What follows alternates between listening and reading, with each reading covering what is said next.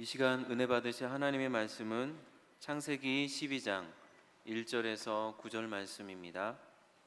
구약성경 창세기 12장 1절에서 9절 말씀 다 함께 합독하시겠습니다. 야훼께서 아브라함에게 이르시되 너는 너의 고향과 친척과 아버지의 집을 떠나 내가 내게 보여줄 땅으로 가라. 내가 너로 큰 민족을 이루고 내게 복을 주어 내 이름을 창대하게 하리니 너는 복이 될지라. 너를 축복하는 자에게는 내가 복을 내리고 너를 저주하는 자에게는 내가 저주하리니 땅의 모든 족속이 너로 말미암아 복을 얻을 것이라 하신지라. 이 아브라함이 야훼의 말씀을 따라갔고 롯도 그와 함께 갔으며 아브라함이 하란을 떠날 때에 75세였더라. 아브라함이 그의 아내 사레와 조카 롯과 하란에서 모은 모든 소유와 얻은 사람들을 이끌고 가나안 땅으로 가려고 떠나서 마침내 가나안 땅에 들어갔더라. 아브라함이 그 땅을 지나 세겜 땅 모래 상수리 나무에 이르니 그때 가나안 사람이 그 땅에 거주하였더라. 야훼께서 아브라함에게 나타나 이르시되 내가 이 땅을 내 자손에게 주리라 하신지라. 자기에게 나타나신 야훼께 그가 그곳에서 제단을 쌓고 거기서 베델 동쪽 산으로 옮겨 장막을 치니 서쪽은 베델이요 동쪽은 아이라. 그가 그곳에서 야훼께 제단을 쌓고 야훼 이름을 부르더니 점점 남방으로 옮겨 갔더라. 아멘. 오늘은 10강. 성경 공부를 하다 보니까 마음이 좀 조급해요. 할 얘기는 많고 진도는 가야 되겠고, 이거 창세부터 하자니 신약은 저럼 올 것 같고, 통합을 하려니까 마음만 급하고 막 할 말은 많은데 시간은 짧고 막 그래요. 그냥 이해하시기 바랍니다. 오늘은 아브라함을 얘기하는데 그냥 믿음에 대해, 지난 시간은 선택을 했죠. 선택. 이 아브라함에 대한 믿음을 한번 우리가 봤으면 좋겠어요. 시청각이니까 지도를 그려야 여러분이 또 이해를 할 것 같아서.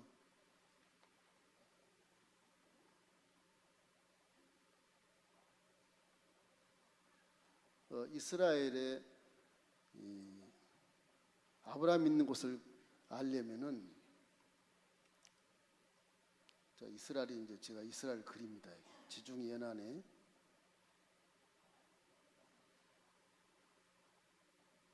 제가 그리고 있는 지금 애굽을 지금 그리고 있어요. 애굽. 확대를 이렇게 카메라를 해주십시오. 그래야 보입니다.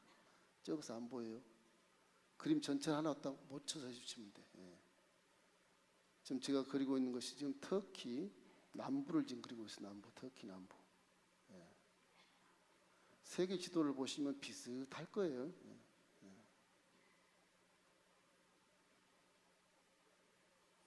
터키가 이런 모습입니다.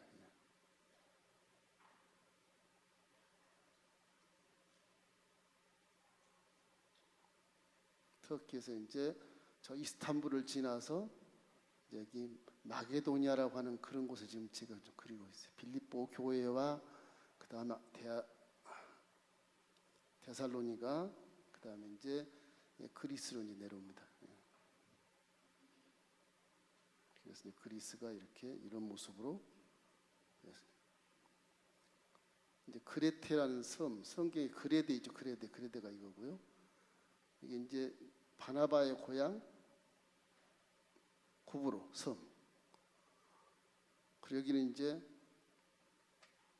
애굽의 강이 이렇게 아프리카 남부에서 엄청나게 이렇게, 그래서 한 3,000km 이상을 이렇게 지중해로 빠집니다. 이게 지중해예요. 지중해 바다예요. 지중해에는 이게 이제 나일강, 나일. 그다음 이스라엘은 조금 해요. 보이지도 않아요. 이 정도 되면은 한 요 정도 갈릴리 호수가 있고, 요단강이 이렇게 1년 내내 흐르는데 약간 서쪽으로 오다가 사해가 이렇게, 사해가. 이거 성주를 가면 가이드도 이렇게 모릅니다. 가이드도 저보고 한 30번 오셨습니까? 그런데 그렇게 한 적도 없고요. 예. 여러분 잘 아는 헬몬산이 이제 요 정도 이렇게 헬몬산, 만년설, 네바논 산맥 쪽도 눈이 이렇게 쌓입니다. 예. 이게 이제 써놓으십시오. 헬몬산.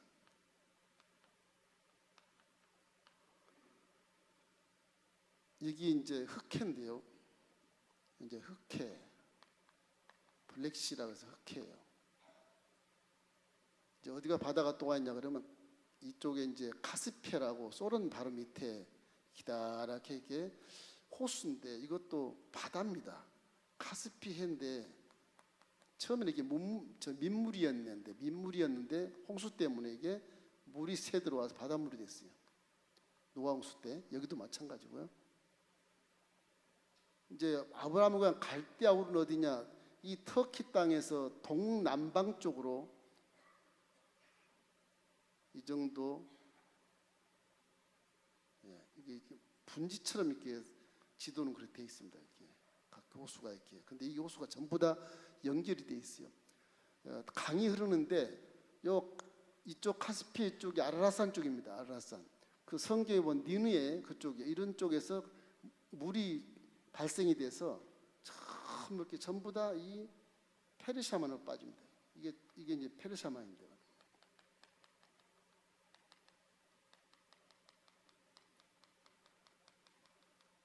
이게 페르시아만.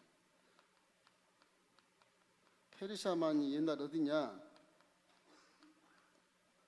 바벨론. 바벨론 수도가 이 정도 있어요. 예.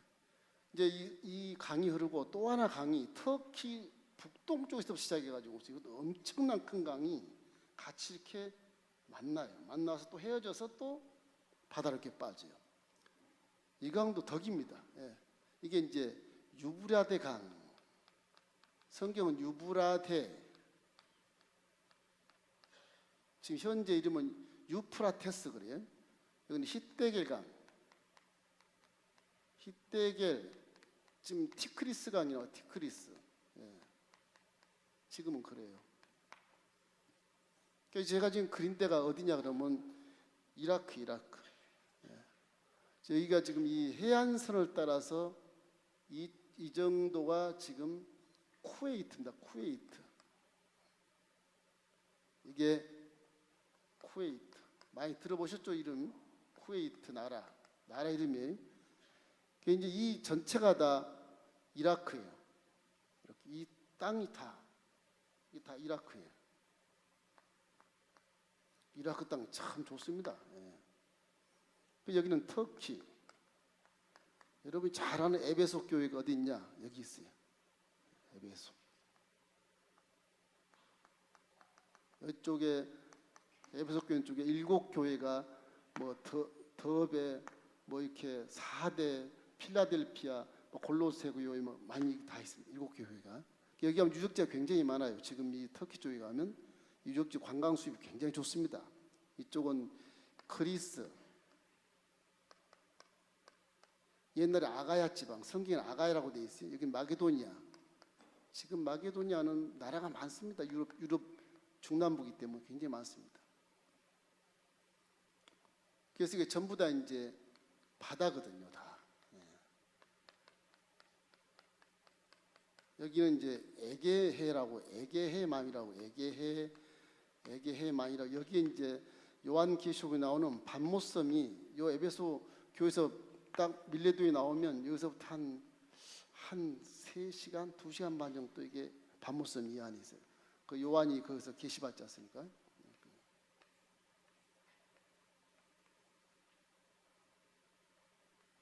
잘 보여요? 예. 글씨 보이네. 예, 됐습니다.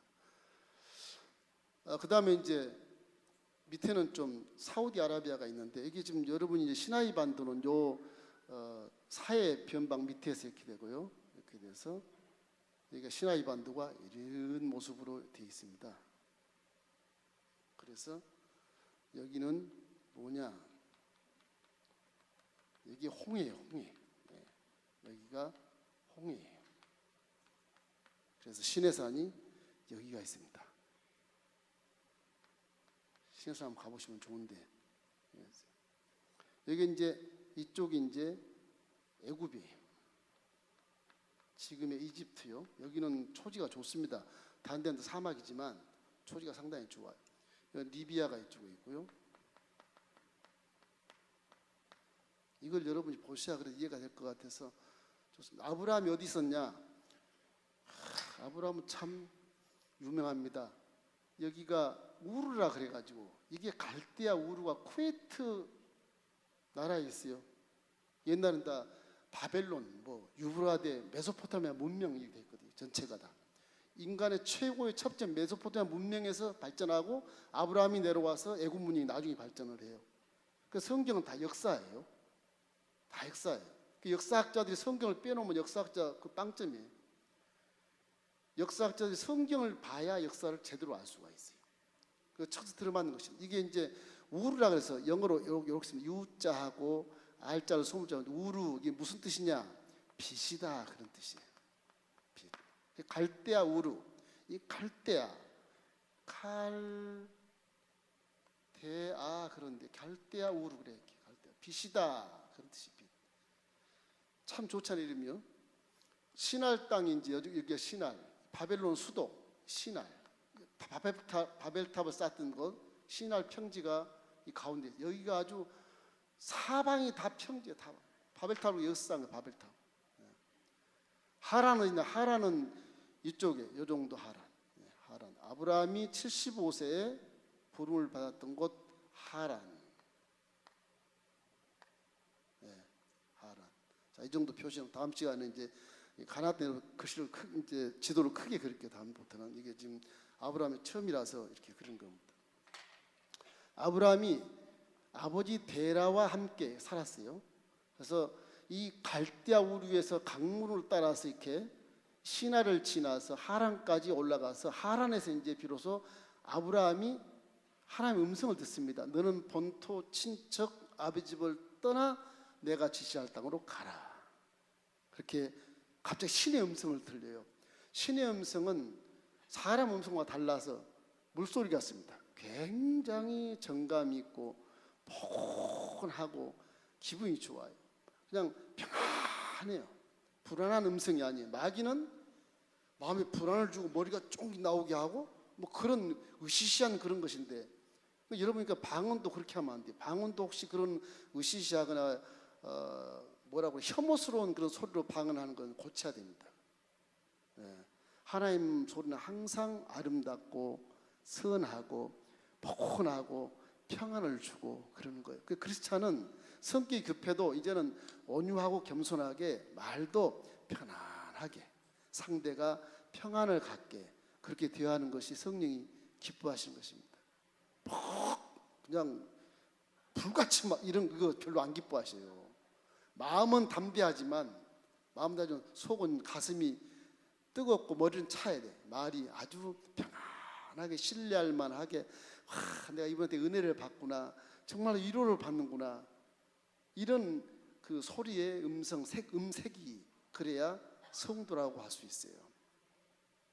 뭐 그렇다고 뭐 목소리가 안 좋다고 성도가 아니다 그런 얘기 아니고, 여러분 사랑스러운 마음으로 말하라는 얘기인 것입니다. 그 음성을 아브라함이 들을 때는 첫 마디 딱 알아요. 와, 신이시다. 어떻게 우상 숭배하고 지나시기 때문에 낱낱인 달신을 섬겼던 그 가문에서 아무리 신이 부른다고 그래서 아브라함께 튀어나와서 아버지도 버리고 뭐 자기 동생도 하란 나홀도 버려버리고 그냥 올 것 같아요? 아니거든. 그것도 양반 가족이에요. 아브라함 가족도. 그 히브리인 하나님이 그래서 그 싹을 보고 이스라엘을 선택을 한 것입니다. 이 족보를 보면 데라부터 하면 데라가 이제 아브라함 아버지거든요. 데라가 하란에서 205세에 죽습니다. 205세에 죽어요. 이 당시에 아브라함은 75세예요. 아브라함은 75세였어요. 부르실 때 75세였어요. 데라 밑에는요 세 아들이 있습니다. 세 아들이. 아브라함이 있어요.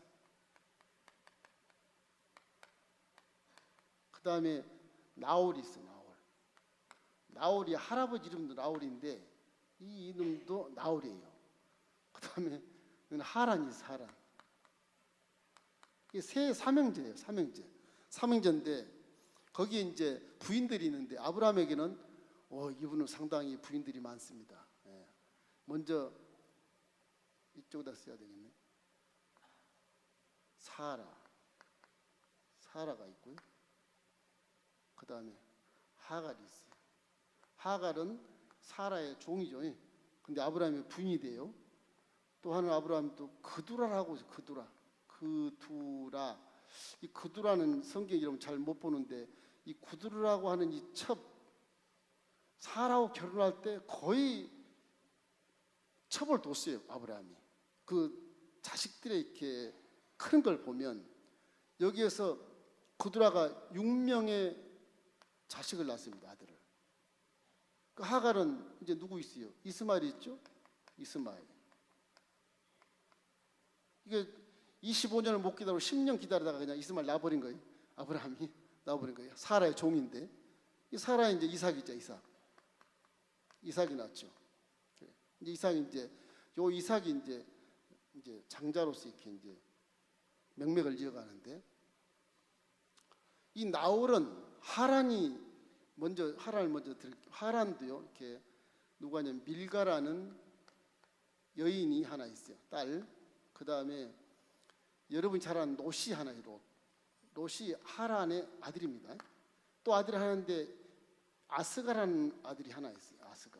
네. 셋을 낳았는데 나홀이 자식이 없어요. 그래서 나홀이 결국에는 어디하고 결혼하냐면 밀가하고 결혼해요. 이 조카하고. 그래서 결혼합니다. 나홀이. 그래서 여기에서 누가 나오냐? 부두엘이 나와요. 부두엘.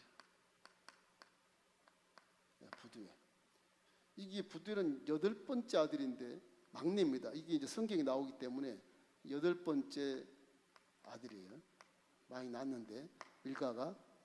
그 이제 이 부두엘 밑에 이제 누가 나오냐 그러면 여기에서 이제 여러분이 잘 아는 리브가, 그죠?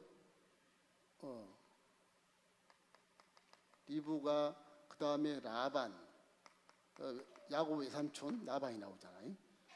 그래서 이삭과 리브가가 이렇게 함께 결혼을 해요. 40세에 결혼해서 60세 아들을 낳아. 60세 아들 낳는 아들이 누구냐? 둘이죠. 쌍둥이, 그죠? 에서. 요건 야곱. 지금 제가 쉽게 얘기하는 거예요. 그 외에 처자, 첩 많이 이 가운데 많이 있는데 쉽게 얘기하는 겁니다. 에서와 야곱 쌍둥이를 낳아. 그래 이 이삭이 아니다. 뭐 하나 빠진 것 같은데. 이삭을 결혼해서 리브가 결혼하죠. 맞아요. 그 야곱이 망명한 곳이 어디로 갔냐 그러면 자기의 외삼촌 라반 쪽으로 망명가 20년을, 그죠? 20년 동안 여기서 살지 않습니까? 망명해서. 그래서 장자지분 빼앗아갖고 도망가가지고 그렇게 돼 있어요. 그래서 이 야곱은 라반의 이제 자식들인데 여기는 아들이 안 나와 있어요. 그래서 여기는 아들이 안 나와 있고 레아 딸이 큰딸 레아, 그 다음에 라헬, 이 둘이 나와요. 딸이.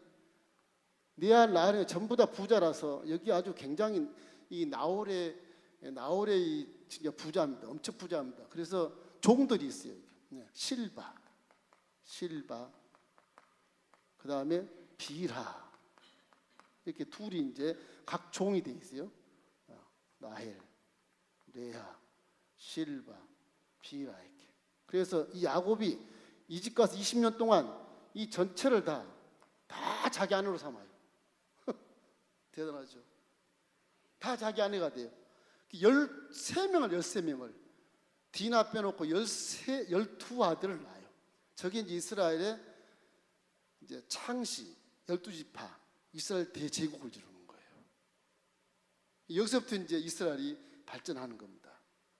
이스라엘의 이 발생은 이런 과정을 거쳐 일어나는 것입니다. 그렇기 때문에 여러분 이걸 좀 간단하게 알기 쉽지 않습니까? 이 정도는 알으셔야 그래도 성경 읽을 때 그렇구나 이렇게 볼 수 있지. 이게 그 외에는 좀 어려워요. 틀린 거 없어요. 그대로 이렇게 돼 있어요.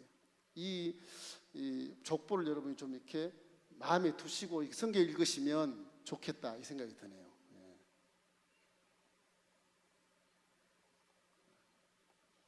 이 에서는 여기서 이제 가나안 족속하고 구스 땅, 구스 여자와 가나안 족속과 결혼을 해서 결국 이 구스와 가나안족 결혼한 그 아들들이 다 어디로 가냐? 지금 사우디아의 북방 에돔 땅에 살아요. 에돔 빨간 그 아주 척박한 땅입니다. 거기가 에돔 땅에 가서 민족을 이루고 에돔 민족을 이루고 삽니다. 에돔 민족. 그 다음에 이제 롯은 아브라함을 쫓아오는데 이 롯이 아브라함을 쫓아오는데 이 롯의 딸이 둘이 있어요. 그래서 딸 둘에게 모압 족속, 모압, 암몬 두 족속이 생깁니다. 여기서 모압과 암몬 족속이 두 딸을 통해서 이렇게 생겨납니다. 이건 후손이 롯의 후손이죠. 딸들과 이렇게 동침해서 된 것이기 때문에 그래서 이스라엘의 진짜요 아주 선민 이스라엘 이 민족과 요단 동평에 모압과 암몬과 나중엔 싸우게 돼요. 싸우게 돼요. 이제 후손들이 싸우는 거예요. 그 홍해에서 출애굽에 들어갈 때도 방해하고 막 그래요. 모압과 암몬, 뭐 시온 왕과 함께 결탁해서 방해하고 그럽니다. 또 이쪽은 에돔 민족도 방해를 해요. 이쪽 에돔 민족도 이스라엘하고 출애굽에서 싸우게 해요. 여기서 괜히 충돌이 많이 돼요. 그래서 에돔 민족 땅에 지나갈 때 막아버리니까 막 진격에서 통과해버려요. 그 막은 것이 나중에 다 저주로 와요. 신기하게 한 가족에서 하나님이 인도하면서 저주로 막 이 이스라엘만을 선민으로 여기시고 나머지 처들의 그 뭐라 그래 첩들의 그 민족들은 전부 다 막 나중에 망하게 됩니다. 심판에서 성경에 보면. 그래서 지금 끝이 데라에서 아브라함으로 와서 그죠? 그 다음에 이삭으로 오죠. 이삭으로 와서 그 다음에 야곱으로 옵니다. 에서라는 거 야곱으로 와서 이 야곱이 12지파를 누가 형성을 해서 나머지는 다 이렇게 엑스트라로 이렇게 나오게 되는 위치가. 이 정도로 아시고 시간이 없으니까 이 아브라함의 순종에 대한 부분을 우리가 일일이 다 이렇게 그림을 가겠습니다만은 오늘은 지난번은 선택에 대해서 얘기했으니까 오늘은 믿음에 대해서 한번 기본을 깔고 이거를 여러분 이해를 해주셔야 될 것 같아서 언제 이해한 것 같은데 믿음에 대한 그런 설명을 제가 좀 해드릴게요. 그럼 시간 다 갈 것 같아요. 그림을 그리려니까 고민되네요. 고민돼. 제가 산을 좀 그리겠습니다.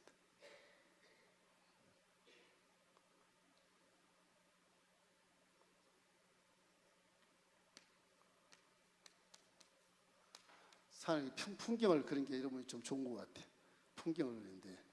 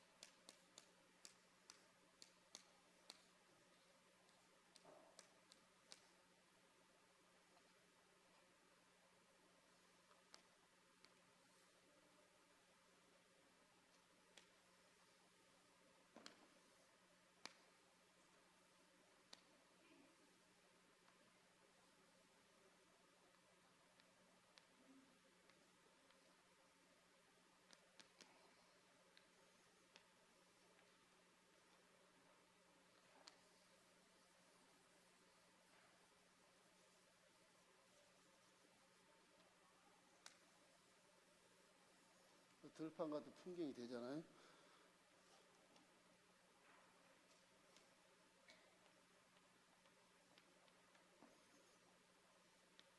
내가 유화를 그리면 잘 그릴 수 있는데 제가 여기다가 뭐 겨울이니까 이렇게 눈이 이렇게 펑펑 내리는 그런 거 한번 볼게요.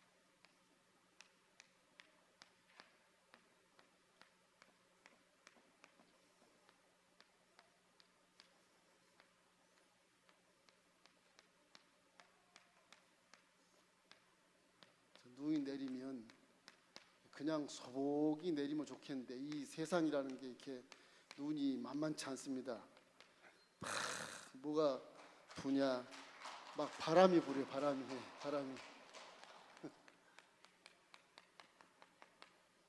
바람이 세게 부는 거예요.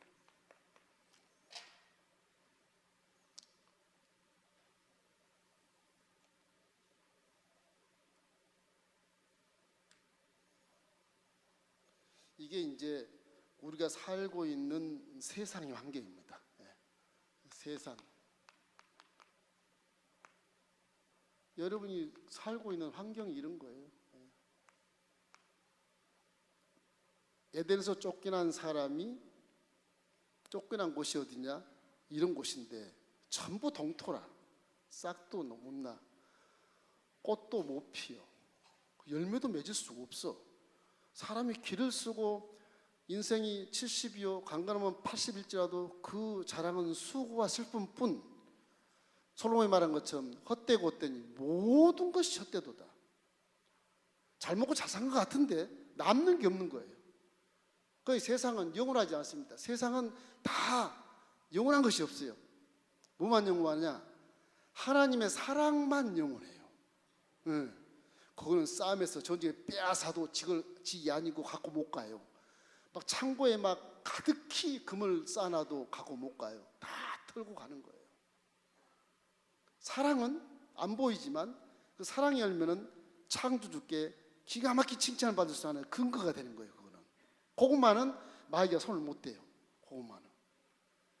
물질이나 권세나 명예 다 마귀들이 행하는 것에서 다 빼앗기고 끝나는 겁니다. 그러니까 인생이 그래서 수고하고 슬픔을 만끽하면서 살아가는 거예요. 고난 속에 살아가고. 그래 오직하면 욥기서 5장 7절에 보면 사람이 고난을 위해서 태어났으니 그 말은 사람은 고생을 위해서 태어났느니라 그 말인 것입니다. 그니 불티가 막 하늘로 오른 것 같다 그렇게 이제 볼 수 있지 않겠습니까? 카메라를 요것만 딱 비춰줘 보세요. 이런 환경에서 믿음을 가졌다. 이 환경에서 믿음 갖다면 뭘 어떻게 하겠다는 거예요? 믿음 가져도 그냥 뭐 싹도 안 나고 꽃도 안 피고 열매도 안 맺는데 무슨 믿음을 간다는 얘기냐? 믿음이란 건 이러기 때문에 뭘 기대하냐? 기적을 기대하는 거예요. 기적을. 이러므로 불구하고 내가 여기서 꽃을 피우리라 말이야. 내가 여기서 빛을 발하리라. 내가 여기서 열매를 맺을 것이다. 이런 거지, 이런 거. 쉽게 얘기하면 겨울에 여러분이 딸기 먹고 수박 먹는 것처럼 한겨울에 수박 어디서 나왔어? 외국에서 들어왔나? 우리나라에서 나왔다. 어떻게 났는데? 이런 거 그거 있죠, 그런 거. 기적. 기적. 이것이 믿음이에요, 사실은. 믿음은 그렇게 그럼에도 불구하고 열매를 취하고 맛있게 먹는 게 믿음입니다. 여러분 믿는다면 이런 환경이 어떻든 간에 이 환경을 버려버려야 돼요. 여기 아브라함이 너는 본토 친척 아버지 집을 떠나 그런 보금자리를 버리라 그런 뜻이 보금자리를 버려버리라는 거예요. 믿음은 4차원의 능력이기 때문에 물론 4차원 능력 이걸 봄을 만들 수 있고 꽃을 피우게 할 수 있는 능력이 하나님은 계셔요. 그러니까 십자가의 기본 신학은 뭐냐? 예수님이 십자가에 올라가서 내 모든 죄를 다 청산하고 저주간을 청산하고 질병을 치료할 수 있는 그런 근간을 딱 마련해놓고 죽음을 뛰어넘어 영생에 들어갈 근간을 마련해놓고 나서 예수님이 나를 믿으라 그래야만 수고하고 무거운 짐이 다 벗겨지고 나를 믿으면 할 수 있거든요. 무슨 말이냐? 믿는 자에겐 능치 못함이 없나이라 그러거든요. 그걸 믿게 되면 뭐가 되냐? 여기에 꽃이 피는 거예요. 나무에 꽃이 피는 거예요. 그러니까 아가서 보면 이래요. 겨울은 지나고 겨울도 지나고 겨울은이 아니 겨울도 지나고 비가 그쳤고 우리의 포도원에 꽃이 피었습니다. 구원의 기초는 그것입니다. 예수님의 십자가를 통해 여러분에게 다 소망을 줄 수 있는 꽃을 피워놨어요. 뭐 건강의 꽃, 물질의 꽃, 무슨 뭐 명예의 꽃, 뭐 여러 가지 축복의 꽃을 다 영생의 꽃도 피워놓은 것이에요. 피워놓으니까 사람이 예수를 보면 소망이 생기는 거예요. 꽃을 보니까 소망이 생기잖아요. 꽃이 피면 틀림없이 열매가 있단 말이야. 그런 개념이 되기 때문에 소망이 탁 살아나서 기뻐하고 뭔가 막 불타는 소원을 가지고 뭐 이루어질 것 같고 좋은 일이 만날 것 같고 이런 그 세상 사람들 보면 이게 약간 이게 업돼 가지고서 오버하는 것처럼 보이죠. 오버하는 거죠. 믿음 자체가. 근데 오버가 아니고 성령이 그 가운데서 기적을 만나게 하기 위한 좋은 그런 체험을 하게 하는 겁니다. 그러니까 환경은 이래도 여기서 내가 빛을 발하고 여기서 내가 꽃을 피우고 여기서 내가 열매를 맺을 것이단 말이야. 세상은 이래도 난 할 수 있어. 하면 된다. 뭐 이것이 믿음이 무모하지 않습니까? 굉장히 무모하잖아요. 굉장히 무모한 거예요. 이걸 어떻게 살아야 이게 후회 없이 살까? 어떻게 살아야 기적을 만날 수 있을까? 이런 그 퀘스천이 날마다 우리 앞에 있지 않습니까? 날마다. 어떻게 하면 그러면 기적을 만날 수 있을까? 그래서 제가 이거 가지고 고민을 좀 많이 했었어요. 옛날에 신학 입문해 가지고 이거 어떻게 하면 학생들한테 잘 가르쳐 줄 수 있을까? 학생들한테 이렇게는 그림까지 막 그려가면서 안 했습니다만은 여러분 이제 같이 이제 공부하는 것이니까 편하게 하기 위해서 쉽게 이렇게 하는 것입니다. 사람이 사는 곳은 이렇게 겨울이라 싹도 안 나고 앙상한 나무까지 이게 살 곳이 못 되게 사람이라는 게. 그래서 하나님은 첫째는 뭘 주시냐? 믿음을 주세요. 믿음. 믿음은 그런 게 아까워서 못 지우겠네. 이걸 지울까? 이게 중요한 거라서 이거.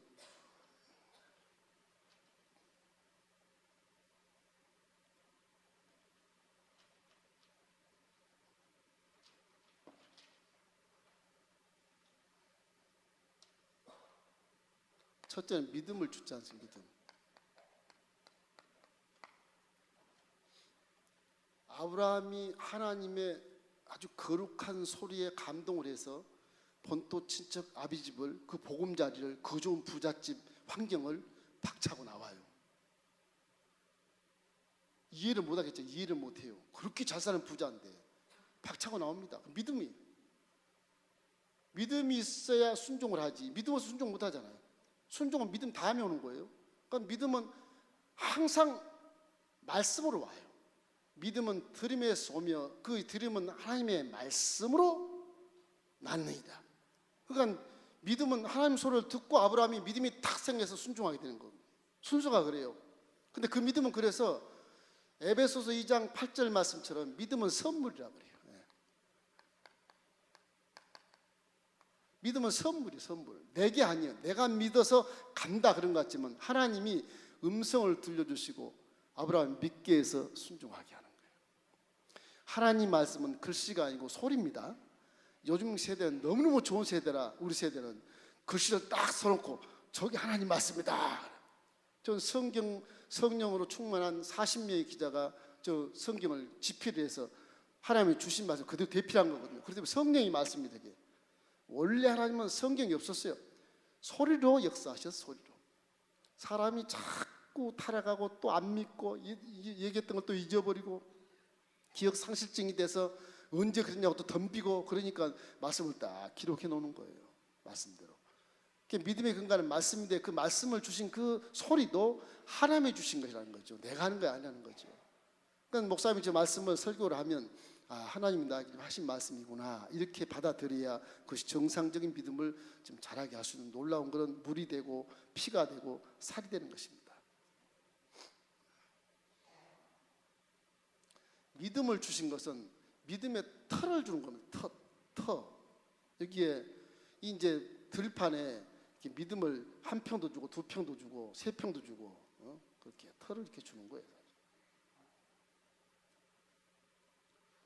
이게 터를 주면 이 믿음의 터가 적든 많든 상관없습니다.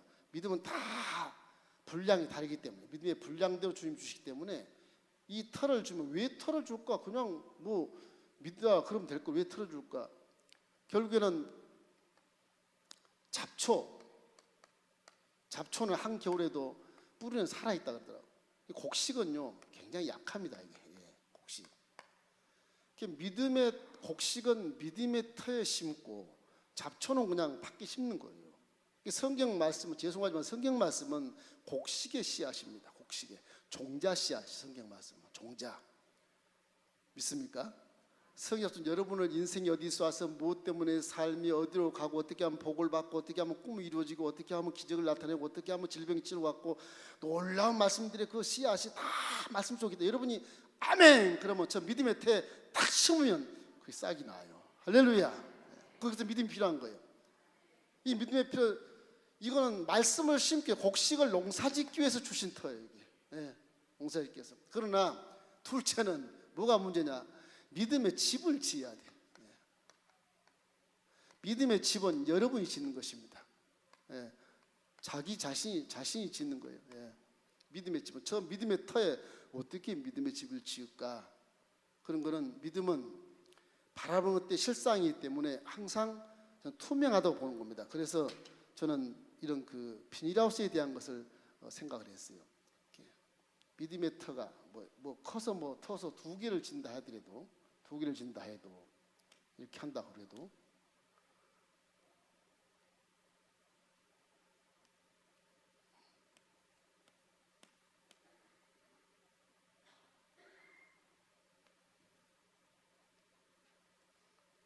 비닐하우스 2동이 이렇게 있다 해도 믿음이 좋으신 분은 3동도 될 것이고 믿음이 적은 사람은 1동도 될 것이고 그러지 않겠습니까? 자, 문짝이 2개 있든 3개 상관없어요. 그래서 이 한겨울에 믿음의 집을 짓는데 뭐로 짓느냐? 투명하게 지어야 됩니다. 투명하게 지어야 그게 믿음의 집이지, 벽돌로, 빨간 벽돌로 안 보이게 지어버리면 그 믿음은 문제가 생겨요. 왜냐하면 자기만 바라보기 때문에 그래요. 믿음은 항상 밖을 바라볼 수 있어요. 밖을. 그래서 이 전부 밖이 내다보는 투명한 하우스가 믿음의 하우스예요. 자, 이렇게 투명한 하우스, 밖이 다 보이는 거예요. 이런 표시를 만화에 이렇게 보셨죠? 이런 표시.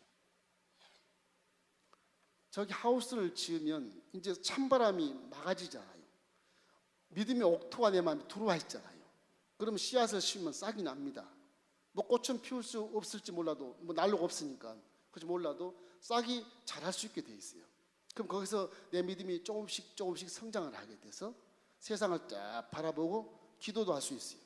여기에 성애가 끼면, 이런 곳에 이렇게 성애가 끼면 이걸 기도로 다 닦아내는 그런 모습도, 밖에 눈이 오는구나, 찬바람이 부네, 풍랑이 이네, 다 볼 수 있어요. 세상을 분별하는 건 내 믿음의 터에 말씀이 심어졌을 때 찬바람이 안 들어와야 돼. 찬바람이 들어오면 추워, 말씀이 죽어. 그럼 세상을 분별을 못해요. 말씀이 내 안에서 살아서 운동력이 있어야 세상을 보고 분별할 수 있는 거예요. 믿습니까? 그래서 히브리서 4장 12절 말씀, 하나님 말씀은 살아서 운동력이 있어서 자유의 낯선 금보다도 예리해서 여러분의 영과 혼과 및 관절과 골수를 찔러 쪼개기까지 하고 우리의 마음을 감찰하시느니라. 말씀이 여러분 마음을 감찰하고, 말씀이 여러분 영과 관절을 내리 찔러요. 골다공증 있으면 말씀을 하면 골다공증이 사라집니다. 그냥 칼로 찔러 수술하니까. 말씀은 그렇게 천지를 창조하는 권세는 칼처럼 우리에게 오는 칼. 무섭습니다. 말씀이 칼이기 때문에. 말하면, 구약에는 말하면 칼로 그냥 직사시켜요. 이게 칼이라고 그래요. 칼. 무서운 거예요. 아주 날카로운 거예요. 좌우의 어떤 칼보다 날카롭고 예리하다 그랬어요. 예리. 그죠? 말씀이 칼보다도 예리하다. 말씀 안 들으면 죽는 거예요. 이게. 이 성경 말씀이 얼마나 무섭고 떨림인지 그걸 체험을 여러분 하시면 깜짝 놀라고, 말씀을 한번 받으면 죽어도 그냥 순종해야 되겠다. 눈물 먹고 순종하지. 순종 안 하면 죽으니까 순종해야 돼요. 아브라함이 그런 의미에서 그 말씀이 칼 같았나 보다. 즉시 아브라함 아버지 다 두고 가는 거예요. 그냥 급하게 가는, 급하게 본토 칠찍 아버지를 보금자를 그냥 떠나버린 거든. 죽게 생겼으니까. 장가를 갔으니 사리를 데리고 가야지. 또 하란, 이 맨 밑에 막내 셋째 동생이 일찍 죽어요. 노술 안 하고 죽어버려. 밀간 안 하고 죽어버려. 그래서 할 수 없이 조카를 데리고 가요. 조카를. 아버지가 없으니까. 삼촌이지만 아버지 노릇하게 데리고 가는 거예요. 조카가 다행히 아브라함을 좋아해서 아브라함을 따라간다고. 그것도 하나의 큰 짐이 됩니다. 아브라함이. 사례도 짐이 되지만 조카도 굉장히 짐이 돼요. 그래서 그 따라가긴 하는데 그 믿음 자체가 이 칼 같은 하나님 말씀에 순종을 했다 이렇게 보시면 정확하고요. 왜 보금자리를 어떻게 떠났을까? 나 같으면 못 떠나겠다. 그 믿음이 없어요. 하나님 말씀을 칼로 안 들어서 못 떠나는 겁니다. 그래서 말씀은, 하나님 말씀은 거짓말이 아니시고 시건찮기 때문에 하신 말씀을 그대로 실행해 버리기 때문에 안 떠나도 떠나게 만들어 버려요. 하나님 말씀 한 말씀 그대로 돼버려야 되니까. 안 되면 하나님이 아니니까, 진리가 아니니까 그 돼버리는 거예요. 그래서 종도 말을 굉장히 조심합니다. 혹시라도 종 입술에서 하나님 말씀 나와가지고 저분에게 나쁜 인생이 못하거나 항상 생각하고 말하고 생각하고 만나고 살아 그래요. 종의 그 마음에 그 아주 갈등이나 뭐 조심스러운 거 그런 데서 굉장히 좀 부담이 갈 때가 많습니다. 그래서 항상 종은 축복기도 해주지 저주기도를 안 해요. 그분이 미워도 그냥 더 축복기도 쏟아 부어주는 겁니다. 그 만약에 그분이 밉다고 좀 기도를 좀 소홀하겠다, 그건 나한테 문제가 생기는 거예요. 그 종은 그냥 개인적으로 감정을 갖거나 개인적으로 미워하거나 이러면 안 돼요. 다 좋아져야 돼. 저는 여러분을 다 좋아합니다. 어이 목사님 지조 없어요. 그런데 괜찮아, 지조 없어 괜찮아, 다 좋아해. 다 좋아합니다. 그럴 수밖에 없어요. 말씀이 그렇기 때문에. 말씀이 가서 여러분을 축복을 주고 해야 되기 때문에 그렇습니다. 그런 의미에서 여러분이 종들이 다 목사님 오면 다 좋다 그러고 다 칭찬하고 나만 칭찬하지 왜 저 사람 칭찬 왜 하는지 몰라. 그 종을 몰라서 그러는 거예요. 종이 제대로 정도면 다 칭찬하게 돼 있어요. 할렐루야. 혹시라도 제대로 안 된 종이 있다는 말씀을 딱 판단하시면 돼. 저 종은 맨날 욕이나 하고 말해. 맨날 남 나쁘게 얘기하고 그러면 안 되는 거예요. 근데 집에 문제가 있어요. 이게 믿음은 투명해야 됩니다. 투명. 반드시 투명해야 됩니다. 투명해야 돼. 신학자들은 말을 못 써요. 내가 만든 말인데 믿음이란 건 분별해서 보이는 것입니다. 안 보이는 게 아니에요. 믿음은 바라는 것 보여요. 그 실상으로 보이는 겁니다. 벽이 꽉 막혀도 깜깜해도 보여야 돼요. 보이는 겁니다. 보이지 않는 것 증거가 보여져야 돼요. 그렇기 때문에 비닐하우스가 왜 저게 이동안 이왕이면 뭐 식물관 같이 유리로 짓지 왜 목사님? 근데 그거는 믿음이 틀려요. 왜냐하면 믿음이란 건 환경에 지배를 받는 것처럼 보이기 때문에 흔들려요. 막 갈 때 흔들립니다. 여러분 아무 믿음이 좋아도 환경이 그냥 회사가 부도나면 막 흔들리고 두렵거려요. 떨리게 돼 있어요. 세상과 믿음은 싸우게 돼 있어요. 찬바람과 더운 공기가 싸우게 돼 있고, 그죠? 마귀와 성령이 싸우게 돼 있고, 그 가운데서 믿음 있는 자가 흔들리거나 막 흔들려서 갈등을 느낄 때가 얼마나 많아요. 그 믿음이 할 수 있다 그러고 이게 못 하는 거야. 믿음은 사실은 환경을 지배할 수 있어서 이렇게 식물처럼 딱 유리로 지어버리면 좋겠는데 폭풍이 와도 태풍이 와도 괜찮아 든든하게 지어버리면 좋겠는데 그런 믿음이 아브라함도 없어요. 그런 믿음이. 아브라함도 얼마나 흔들려서 마누라도 팔아먹고 뭐 그냥 지멋대로 애국가 내려가 버리고 뭐 하가로 동침해 버리고 못 참아가지고 그 믿음이 그 비닐하우스라고요. 흔들거려 막 흔들거리는 거. 그러다가 죄를 지면 구멍이 뻥 뚫려요. 비닐하우스에 구멍이 뻥 뚫리면 어떻게 되겠어요?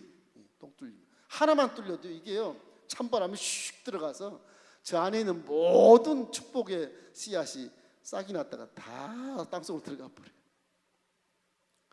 그래서 믿음에서 회개가 그렇게 중요한 겁니다, 여러분.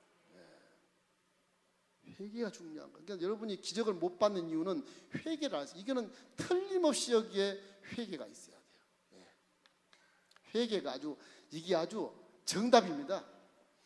회개를 잘해야 성령이 저 비닐하우스 구멍 뚫린 것을 탁 막아주는 거예요. 성령이 믿음의 집을 수리해 주시는 거예요.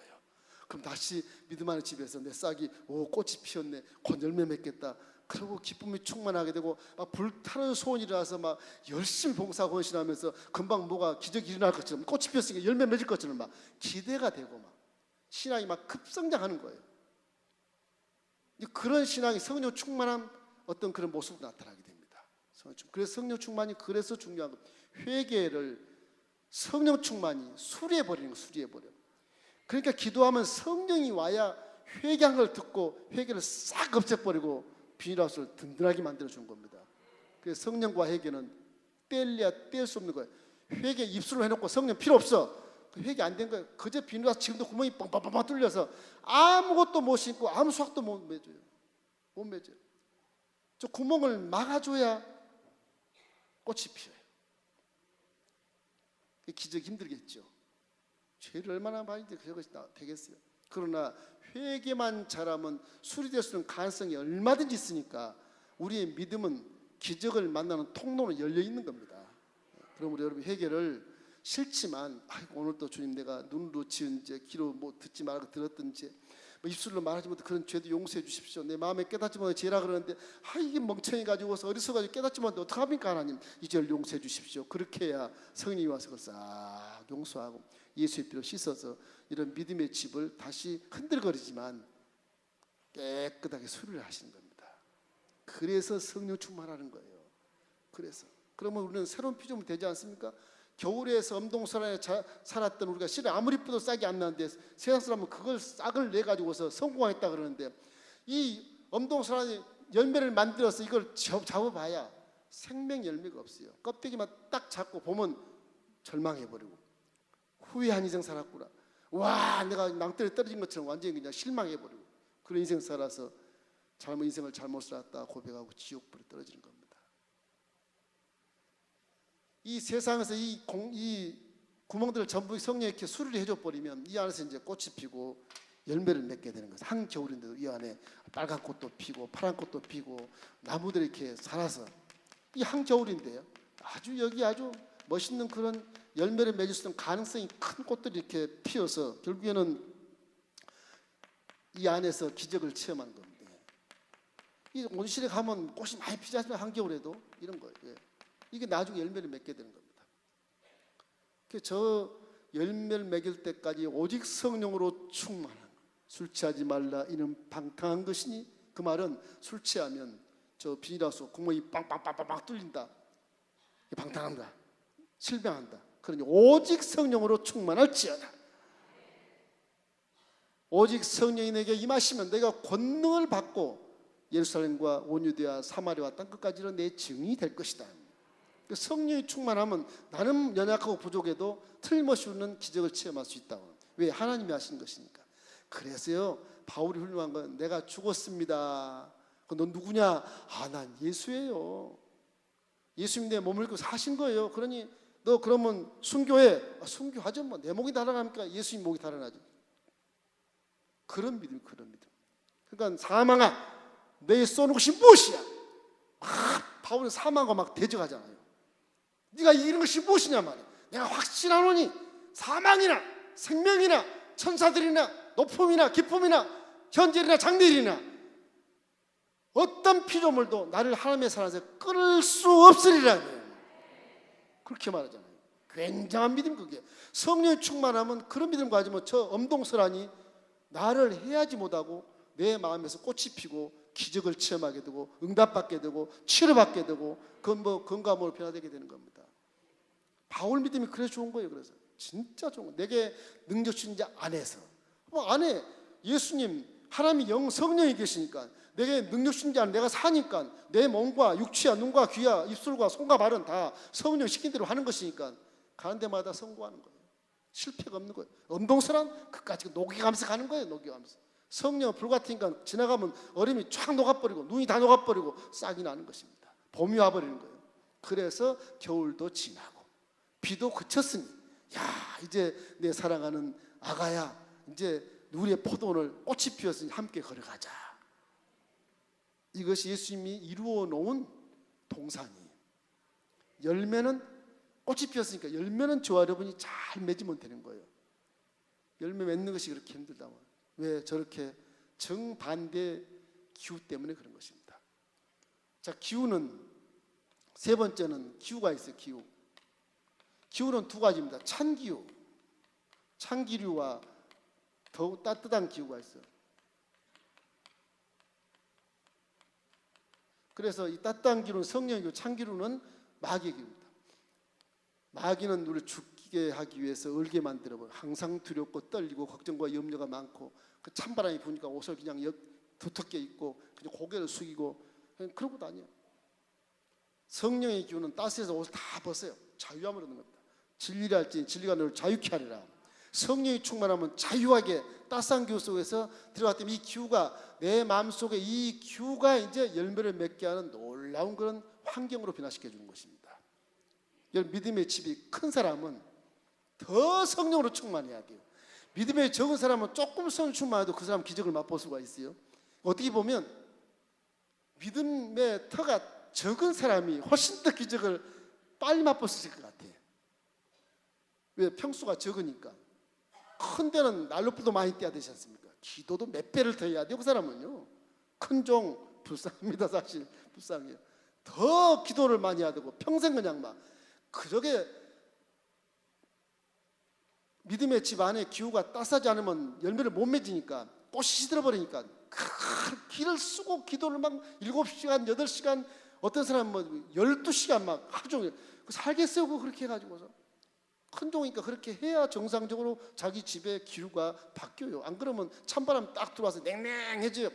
아무리 큰 종이라 해도 큰 종 행복하시겠다. 웃지도 않고 인상이나 쓰고 다니고 우울하고 걱정하고 염려하고 그게 무슨 종이야 이렇게 보는 겁니다. 그러니까 큰 종은요 기도를 막 진짜 세상 말로 빡시게 해야 돼요. 그래야 살아요. 큰 것 좋아하지 마십시오. 오히려 작은 것이 훨씬 쉽고 하나님이 계신 것을 체험할 수가 있는 좋은 지름길 어떻게 보면. 그러니까 우리가 보통 신앙 가지면서 비교를 많이 하는데 비교하지 마세요. 네 믿음은 크고 내 믿음은 왜 이렇게 적어? 하나님 왜 이러시는 거예요? 믿음 크면 그만큼 기도 많이 하시고 그만큼 성령을 더 충만해야 그 큰 범위를 따스하게 만들 수 있기 때문에 그래요. 엄청난 연단과 시험을 받고 나서야 그걸 깨달아요. 내가 괜히 큰 꿈을 꿨단 말이에요. 그때 깨달아요. 내 입을 10개월이나 내가 채우리라. 하나님은 그렇게 말씀하시죠. 왜냐하면 10개월이야 내 일을 많이 하니까 10개월이나 내가 채워주마. 그 체험 받기까지 연단과 시험이 수두룩해요. 수두룩해. 뭐 안 받으려니까 다 자업자득해요. 종들이 그런 경우가 참 많습니다. 그래서 우리의 믿음이란 건 이와 같이 비닐하우스 같이 흔들리는 믿음을 갖고 있기 때문에 기도를 많이 안 하면 기적을 체험하기가 힘듭니다. 그래서 쉬지 말고 기도해라. 이것이 그리스도 예수 안에서 너를 향한 요 하나님의 뜻이니라. 하나님의 뜻이니라. 여기서 기도하면요 이제 생명에 대한 것이 나와요. 생명. 열매만 맺는 뭐예요? 생명 없어서 세상이랑 똑같아요. 생명. 생명의 열매를 맺는 것입니다. 이 생명은요 예수 그리스도를 바라봐야 돼. 예수 그리스도를 봐. 항상 기도를 많이 성회를 닦아내고 이것이 열매를 맺고 씨앗이는 생명임을 맺으려면 하늘의 태양을 보고 기도해야 되는 겁니다. 태양을 보고 기도해야 돼. 그래서 이것이 빛이 이렇게 이 믿음의 하우스에 비춰지면 이 빛이 생명을 주는 겁니다. 성령의 기후가 따스해도 예수님을 안 보면 생명이 없어요. 그 열매는 씨앗이 없어요. 씨앗은 하나님께 영광을 돌리는 거예요. 생명이 없는 걸 하나님께 줄 수 없어요. 생명이 있는 열매를 하나님께 드려야 상급을 받습니다. 그건 항상 예수님의 태양을 이렇게 받아야 돼. 날마다 히브리서 12장 2절 말씀처럼 믿음의 주요 온전케 하신 예수를 바라볼지어다. 그걸 바라봐야 결론이 나와요. 예수 안 바라보면 결론이 안 나와요. 아무리 지상에서 뭐 지가 성령 충만하다 그러고 말씀을 많이 알고 뭐 비닐하우스를 잘 지어놔도 예수님 안 보면 생명의 열매를 못 맺어요. 그러니까 설교도 봉사도 희생도 전도도 다 예수님께 영광 돌려야 됩니다. 내가 영광 받으면 안 돼요. 전부 다 예수님께 올인해 줘야 돼요. 그럼 그것이 생명을 맺어서 상급을 받게 돼요. 할렐루야. 이런 그 과정을 여러분 4차원 세계의 활동을 이걸 바탕에 쫙 깔고 이제 아브라함을 들어가면 아브라함 그래서 이게 아브라함 믿음이 좋다고 믿음의 조상이라 그러는구나. 뭘 잘했길래 아브라함 믿음의 조상이야 도대체.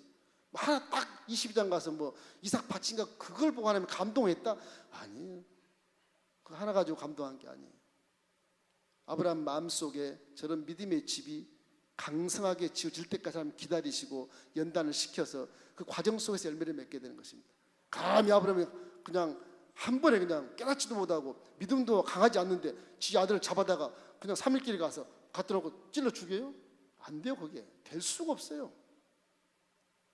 이런 걸 알기 때문에 아브라함이 하나님 마음을 알고, 하나님이 내가 이렇게 하면 틀림없이 내 아들을 살려주시고 죽일지라도 다시 똑같은 이삭을 주실 것이다. 이런 강력한 믿음을 갖는 것이, 왜? 하나님은 전지전능하시고 무소부지하시니까 3일길에 흔들리는 믿음을 나한테 바라보게 하는 거예요. 내 3일길 가다가 하나님 왜 이래 막 비닐하우스가 흔들리고 하나님께 원망 불평하면 구멍이 뻥뻥뻥 뚫리고, 그러면 불순종하게 돼 있어요. 불순종하게 돼 있어요. 구멍이 안 뚫리니까 순종한 것입니다. 그렇기 때문에 우리 믿음을 잘 이렇게 관리해서 기적을 체험하기 위해서 이 같은, 제가 그림을 그리고 설명을 드렸지만 이게 영성의 그 4차원의 활동을 얘기하는 겁니다. 그 믿음을 이렇게만 적용하면 틀림없이 기적을 체험할 수 있다. 제가 이렇게 해서 학교에서도 많이 기적을 체험했고요. 성전 치울 때도 이렇게 체험한 거예요. 사실 이렇게 한 거예요. 예? 내 믿음을 보여주지, 이거 보이려고 했던 거죠. 엄동설은 뭐 주위가 다 열악하고 뭐 그냥 뭐 우리 정목사님 막 법원에 막 고발하고 이렇게 기독교가 땅에 떨어지고 나는 무모하게 건축을 했잖아요. 저 사람 어떡하려고 저러는 거야 도대체. 막 저 큰일 났네, 저 민목사 큰일 났네. 선배들이 다 그랬어요. 내가 분노했어요. 난 당신들 믿음하고 달라, 믿음하고 달라. 내가 한번 보여주지. 딱 하나님 앞에 내가 그걸 선포해버렸어요. 선배님, 나는 믿음 닿습니다. 그러니 하지 마세요. 나의 부정적인 생각 들어오지 않게 하세요. 미안해 그러고 지나갔지만 다 교회 못 줄 줄 알았어요. 짓다가 저 중단하겠지 그랬었어요. 제가 한 게 아니에요. 하나님이 믿음을 보시고 여러분과 저에게 합력해서 선을 주시니까 이런 성전을 그냥 지어주신 것이지, 앞으로의 뭐 빚이 많건 적건 벌써 3분이 다 갚았어요. 걱정하지 마세요. 뭐 많건 적건 뭐 그 걱정할 이유가 하나도 없어요. 우리는 믿음을 가지면 할 수 있거니 무슨 말이냐, 믿는 자의 능치보다 없나이라. 뭐 무모하다, 그건 믿음이 엄작한 말이지 절대 무모하지 않습니다. 여러분. 걱정심 버리시기를 주의 이름으로 축원합니다. 이렇게 좋은 성지에 와서 거룩한 데 와서 은혜 받고 내 믿음을 키워서 이런 믿음을 또 한번 기적을 또 나타내고 또 기적을 또 나타내서 우리가 영혼이 잘 됐으니 범사가 잘 되고 강건하면 많은 사람 도와주고 한번 멋있게 한번 자존심을 세워서 선하고 착한 일 많이 해보시자고요. 할렐루야. 좌우 계신 분에게 우리 믿음을 가지십시다. 시간이 없으니까 여기서 끝내도록 그렇게 하겠습니다. 기도하겠습니다. 좋으신 아버지 감사합니다.